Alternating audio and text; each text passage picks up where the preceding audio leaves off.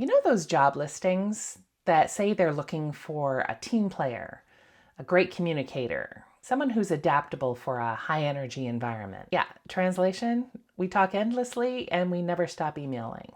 But here's the thing. Introverts have the skills that most people wish they had, even if they don't quite know it. So today we're diving into 8 highly coveted skills that set us, introverts, apart. The ones that make us quietly powerful, mysteriously competent, and frankly, kind of majestic. Hi, I'm Jen. Thanks for watching. The first skill that introverts possess is that when they're listening to you, they're not half scrolling on their phone and nodding politely. No, they're doing a full emotional scan. They are with you. Picture this. Your extroverted coworker walks in and says, "Hey, how are you?" And before you can answer, they're already telling you about their lunch plans.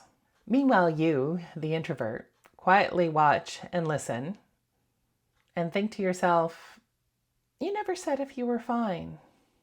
You asked me, but you never said about you.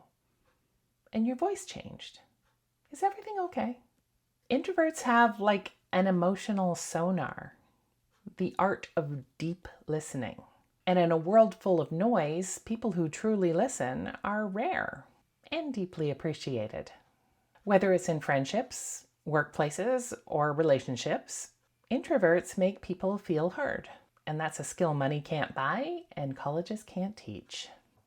The number 2 skill that introverts have that other people wish they have is a laser-focused concentration. Introverts can get into a zone so deep they practically time travel. We'll start working on something just for an hour. Look up, and somehow it's dark outside and the tea has gone cold.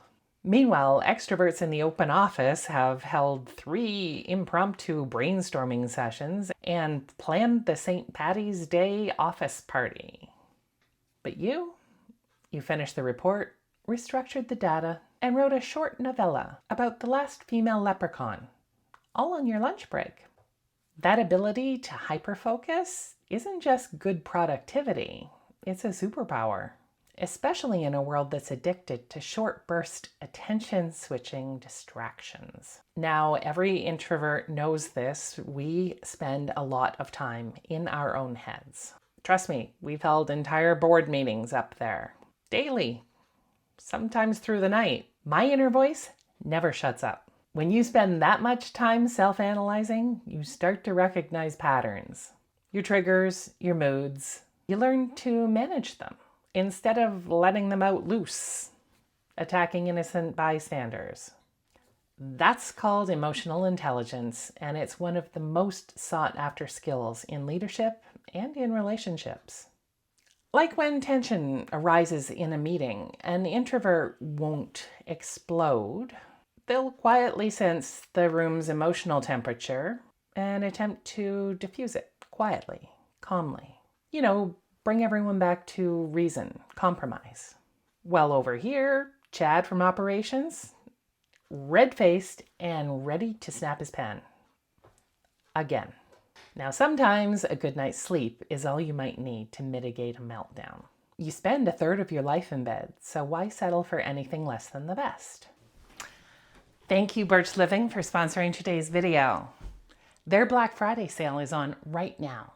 And if you visit birchliving.com/silverandsolo and use my exclusive partner offer, you'll get 27% off. Birch Living makes fiberglass-free mattresses crafted with responsibly sourced materials, such as organic cotton, natural wool, and organic latex.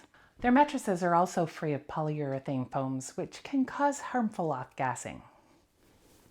I got my Birch mattress last year after realizing that my regular mattress just wasn't cutting it.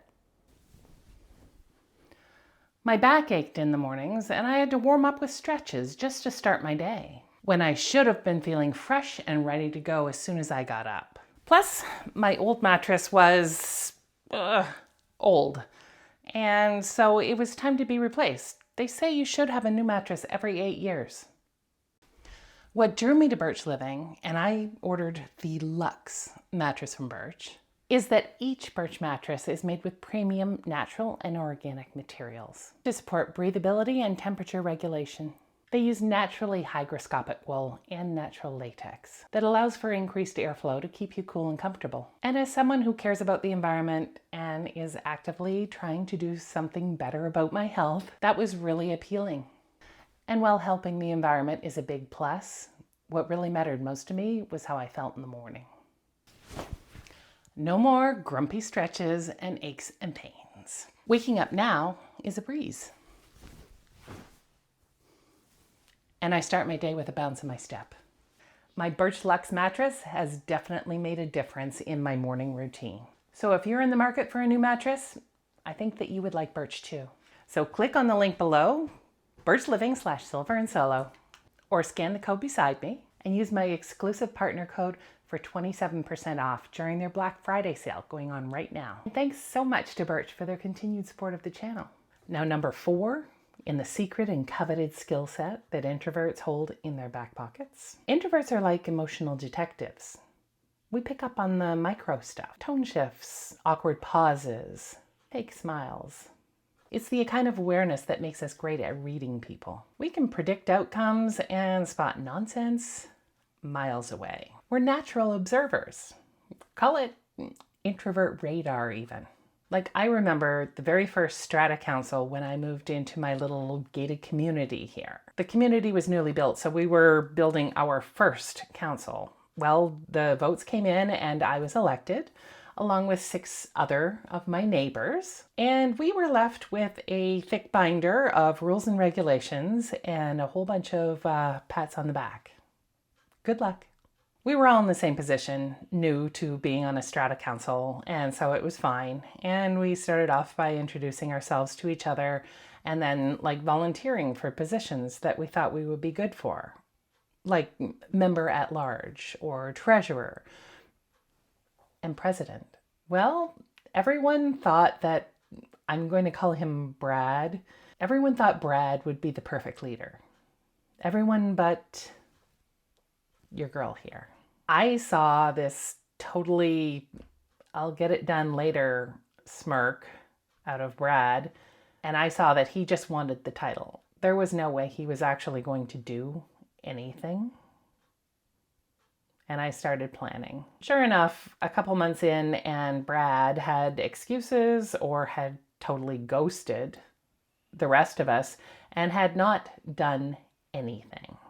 I had actually read the thick binder of rules and regulations, and while everyone else was snipping at each other and trying to figure out how to work around Brad, since they thought we were stuck with him for the term, I pulled out a petition to remove him from council, all ready for signatures. Nobody else knew you could do that. We had Brad ousted within the month.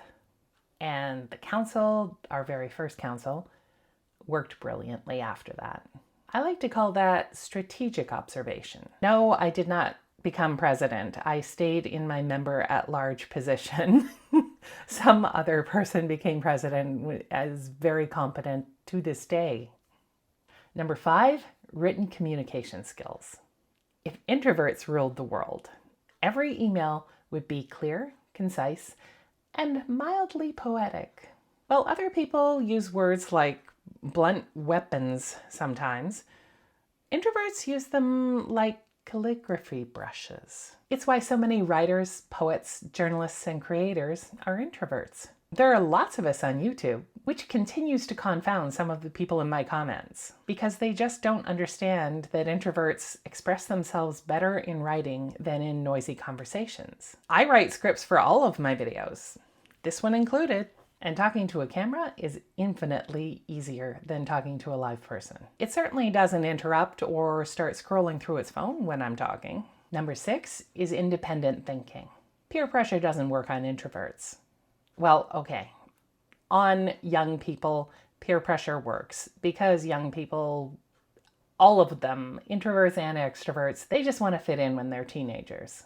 But the older we get, the less weight peer pressure has on introverts. If everyone's jumping on a bandwagon, introverts are the ones off to the side saying, Where is this wagon even going, and why are you all yelling? Because introverts spend so much time in reflection, they form opinions based on their own logic, not group approval or consensus. And that independence is what makes them such original thinkers. Many inventors, artists, and visionaries, from Albert Einstein to Lady Gaga, have been introverts who spent years quietly nurturing their ideas while the world was telling them to get out more. Sometimes the best ideas come from silence, not the brainstorming sessions where everyone's yelling about synergy. Number 7 is kind of related to number 2, but we introverts tend to stay calm under pressure. When chaos erupts, extroverts will panic out loud. They walk you and everyone else through everything that's going through their mind